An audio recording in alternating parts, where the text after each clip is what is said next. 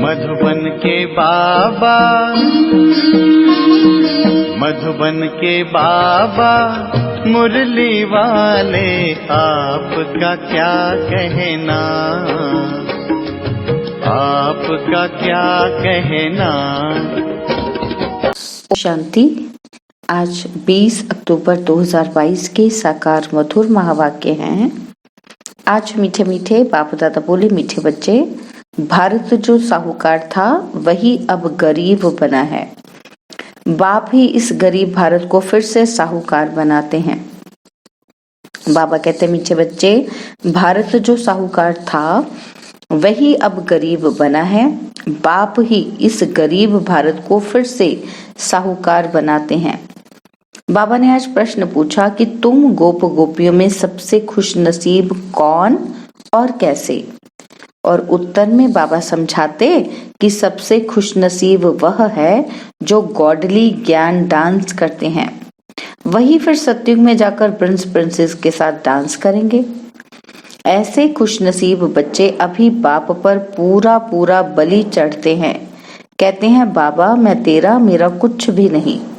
आप हमको स्वर्ग का मालिक बनाते हो तो मैं क्यों नहीं बलिहार जाऊं। ओम शांति। बाप बच्चों को धीरज दे रहे हैं कि हे भारतवासी बच्चे। कौन से बच्चे? जो देवताओं के पुजारी हैं। वह मानते हैं कि हमारे इष्ट देव बड़े देवताएं थे। क्रिश्चियन क्राइस्ट की पूजा करेंगे, बौद्धि बुद्ध की पूजा करेंगे और जैन महावीर की पूजा करेंगे। हर एक अपने अपने धर्म के बड़े की पूजा करेंगे अथवा याद करेंगे। देवी देवताओं के मंदिर हैं, उनमें शिव का मंदिर भी आ जाता है। वह है निराकार। ब्रह्मा विष्णु शंकर आकारी हैं और लक्ष्मी नारायण सीताराम जगदम्बा जगत पिता है साकार। इन बातों को दुनिया वाले नहीं जानते हैं।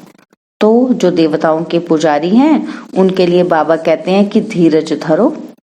अभी स्वर्ग की स्थापना हो रही है। भारत स्वर्ग था। लक्ष्मी नारायण के राज्य को स्वर्ग कहा जाता है। लक्ष्मी नारायण के राज्य को 5000 वर्ष हुए। सीताराम के लिए कहेंगे 3750 वर्ष हुए।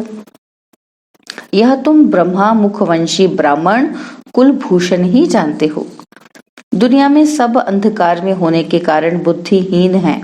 उनको समझाना है कि तुम्हारा एक है लौकिक बाप, दूसरा है पारलौकिक बाप, और वह है नई दुनिया का रचयिता। बाप नया घर बनाते हैं ना, तो बेहद का बाप नई सृष्टि बनाते हैं। अभी वह भारतवासी धर्म भ्रष्ट बन पड़े हैं। देवताओं की महिमा गाते हैं कि सर्वगुण संपन्न। यह महिमा और कोई धर्म वाले की नहीं है। कोई भी धर्म वाले अपने इष्ट देव की ऐसी महिमा नहीं गाते हैं। उनको देवताओं के भक्त मिलेंगे भी लक्ष्मी नारायण के मंदिर में। श्री कृष्ण के भक्त कृष्ण के मंदिर में मिलेंगे। तुम जानते हो लक्ष्मी नारायण सतयुग में भारत के मालिक थे। गोया भारतवासी सतयुग के मालिक थे। भारत बहुत साहूकार माला माल था। जब आदि सनातन देवी देवता धर्म था तब माला माल था ना। तो यह है भारत का प्राचीन सहज राजयोग और सहज ज्ञान। देवी देवता धर्म है पुराना, परंतु मनुष्य भूल गए हैं कि देवी देवता धर्म की स्थापना किसने की। बाबा ने समझाया है कि तुम हो संगम युगी ब्राह्मण। वह कलयुगी ब्राह्मण भी कहते हैं कि हम प्रजापिता ब्रह्मावंशी हैं, परंतु वह यह नहीं जानते कि ब्रह्मा कब आए थे। तुम अब प्रैक्टिकल में हो। तुम जानते हो लक्ष्मी नारायण इस भारत में ही राज्य करके गए हैं। उनसे ऊंच मनुष्य कोई है नहीं। मनुष्य को यह मालूम ही नहीं कि सतयुग को कितने वर्ष हुए। वह तो सतयुग की आयु कितने अरब कह देते हैं। शास्त्र बनाने वालों ने अपनी मत डाल दी है। अब बाप तुम बच्चों को समझाते हैं जो भारत के असल देवी देवता धर्म के थे। उन्हें बहुत जन्मों के अंत के जन्म में यहाँ आना है जरूर। यह वर्ण है ही भारतवासी देवी देवता धर्म वालों के, पिछाड़ी वाले और धर्मों के नहीं हैं। तुम अभी ब्रह्मावंशी ब्राह्मण बने हो। तुम पुजारी से पूज्य बन रहे हो। तुम माताओं को भारत माता शक्ति अवतार कहा जाता है। जगदम्बा का भी री इनकारनेशन कहेंगे। शिव बाबा ने इस संगम युग में अवतार लिया है, तुमको अपना बच्चा बनाया है। तुम बच्चे जानते हो कि परमपिता परमात्मा जो सभी आत्माओं का बाप है, वह है ब्रह्मांड का मालिक। उनको सृष्टि का मालिक नहीं कह सकते।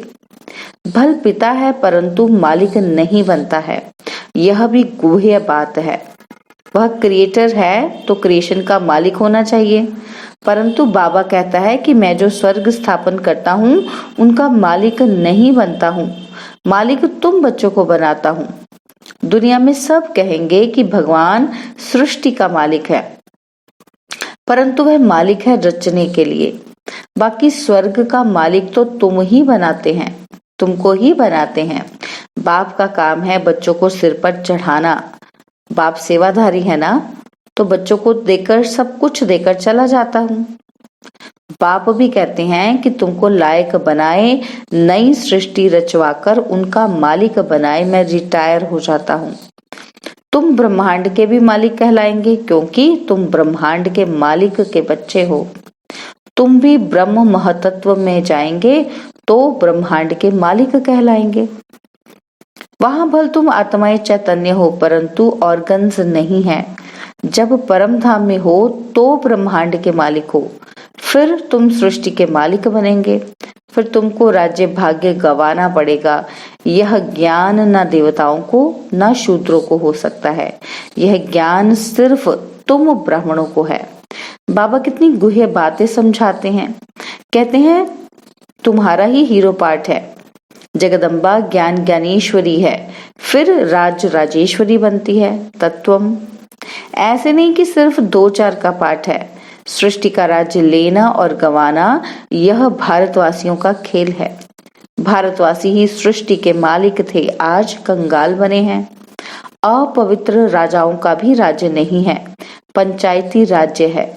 कहा जाता है रिलीजन इज माइट, सर्वशक्तिमान बाप बैठ देवी देवता धर्म की स्थापना कर रहे हैं। कितनी माइट देते हैं जो हम सृष्टि के मालिक बन जाते हैं।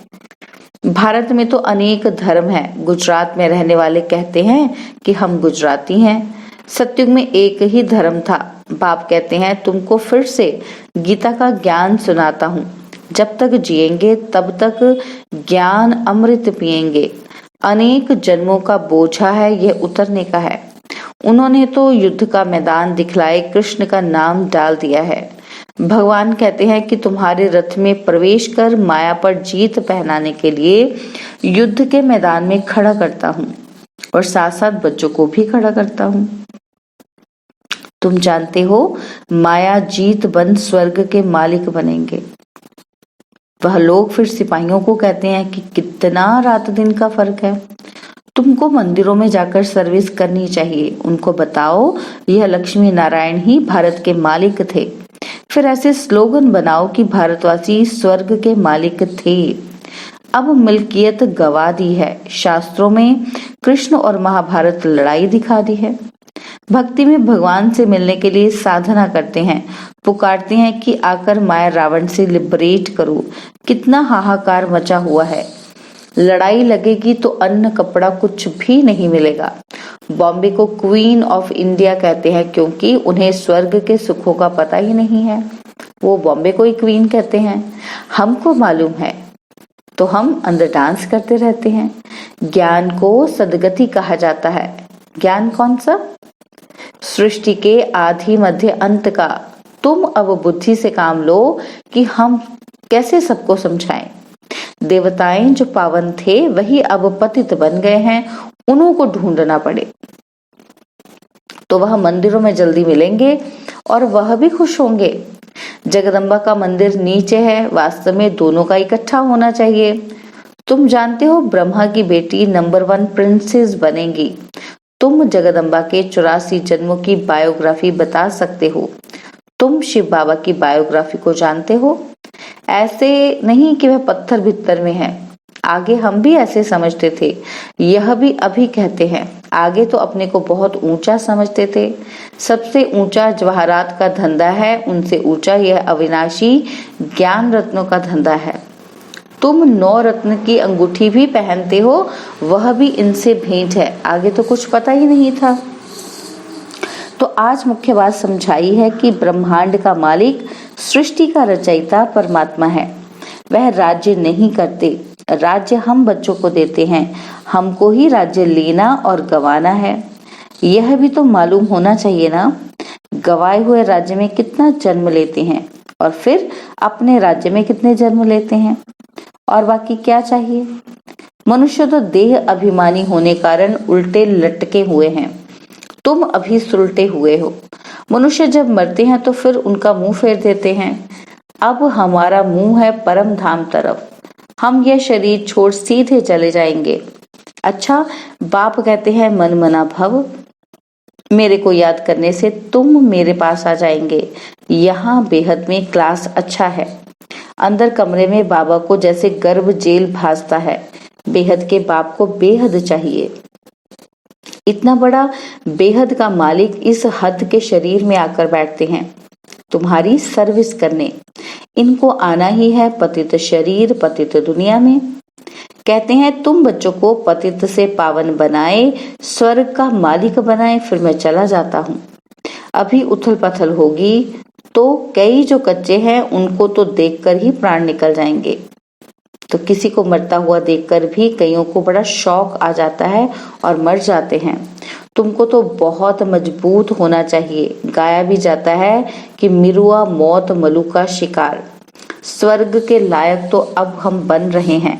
बाप कहते हैं इस लड़ाई द्वारा ही गेट खुलते हैं। अब चलो वापिस, खेल पूरा हुआ। बाबा है रूहानी गाइड, रूहानी धाम में ले जाते हैं। इसलिए अब बाप को याद करो तो अंतमति सो गति हो जाएगी। कोई कोई का तो यहाँ बहुत छोटा जन्म होता है, गर्भ में बहुत सजाएं खाते हैं, बाहर आया और बच्चा मर गया, फिर दूसरा हिसाब किताब भोगने जाता है। बाप कहते हैं मीठे मीठे बच्चे, इन ज्ञान रत्नों को बुद्धि में धारण करो, मंदिरों में जाकर सर्विस करो। इसको मेहनत कहा जाता है। डरो मत, जो अपने धर्म के होंगे उनको देर लगेगा। सन्यासियों के पास जाकर देखना चाहिए। तो देखो, बाबा कहते हैं बिच्छू के डंक का मिसाल दिया ना बाबा ने। देखो पत्थर है तो डंक नहीं लगाओ, ट्राई करनी चाहिए। कोशिश करते करते सक्सेसफुल तो हो ही जाएंगे। अभी अर्जुन वह ज्ञान और योग की ताकत नहीं आई है, इसलिए अभी सन्यासियों राजाओं आदि को कहाँ समझाया है। जनक परीक्षित सन्यासी आदि सब पिछाड़ी में ही आते हैं। उनको ज्ञान देंगे तो फिर प्रभाव निकल जाएगा। फिर उस समय तुम कहेंगे टू लेट। बाबा आया था झोली भरने, परंतु तुम आए ही नहीं। हमेशा विचार करो कि कैसी सर्विस करनी चाहिए। निमंत्रण छपवाओ, आइडिया निकालो। तो सर्विस भी ड्रामा अनुसार ही होती है। हम साक्षी हो देखते हैं। भगवानुवाच बच्चों प्रति, गोप गोपियों के प्रति। गोपी बल्लभ भगवान है, वह है बाप। गोप गोपियां सब तो यहाँ ही है, सत्युग में थोड़ी होंगे। यह है गॉडली ज्ञान का डांस। फिर वहां जाकर प्रिंस प्रिंसेस के साथ डांस करेंगे। तुम बच्चे बड़े ही खुश नसीब हो। सिर्फ बलि चढ़ जाओ, बाबा मैं तेरी हूँ, क्यों नहीं बलिहार जाऊंगी। आप हमको स्वर्ग का मालिक बनाते हो।